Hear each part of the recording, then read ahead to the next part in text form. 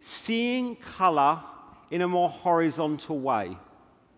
So thinking about something that goes around the head rather than going down. If you think as soon as we start going down, and I'm talking about the finished look, not how we actually do the technique.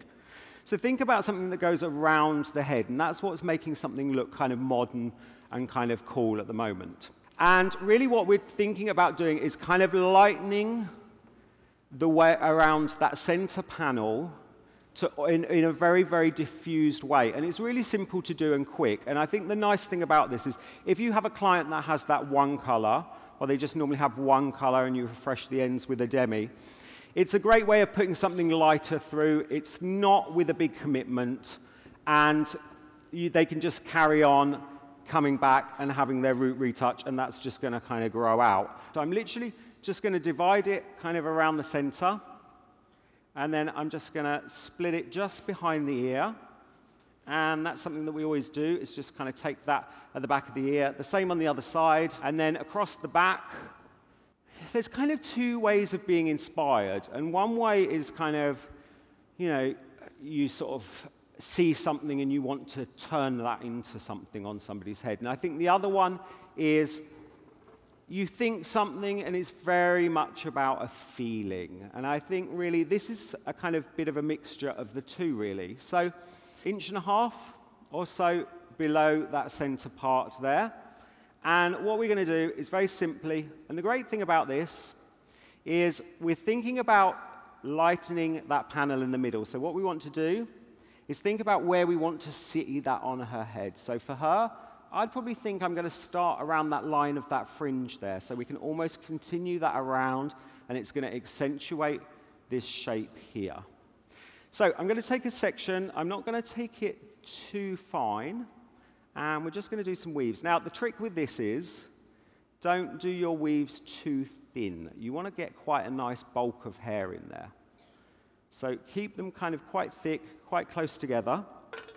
And then we're just going to take a foil, like so.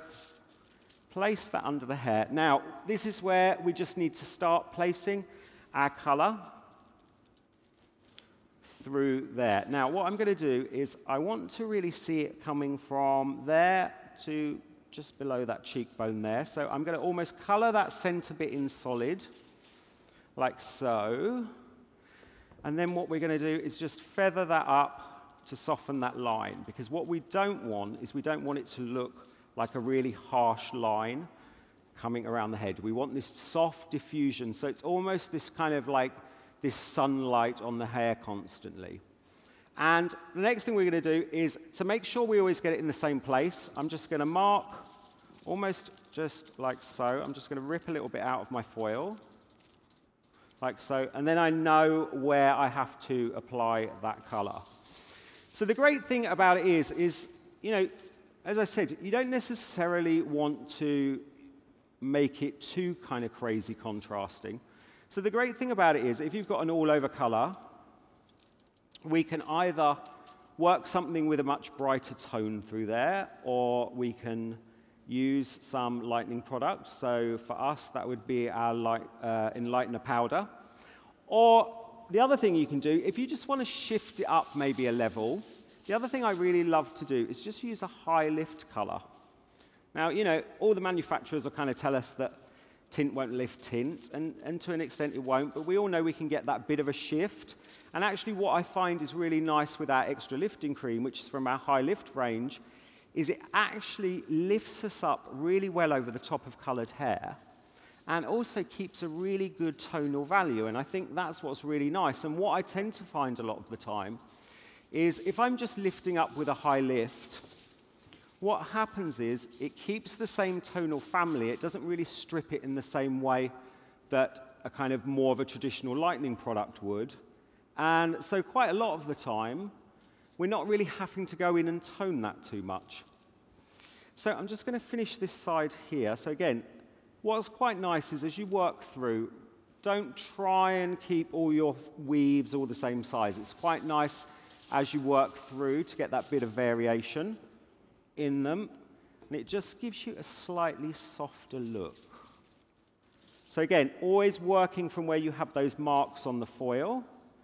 So remember to keep those in view, otherwise you'll get really lost and you'll end up with it on this on one side and down here on the other. And then I'll just finish that top one off, and then I'll just go on to the other side very quickly. So you can see it's really quick, and really, in all honesty, if you're doing this behind the chair, you really don't want to be spending more than 10, 15 minutes doing it. Oh, I love these girls. They're so cute.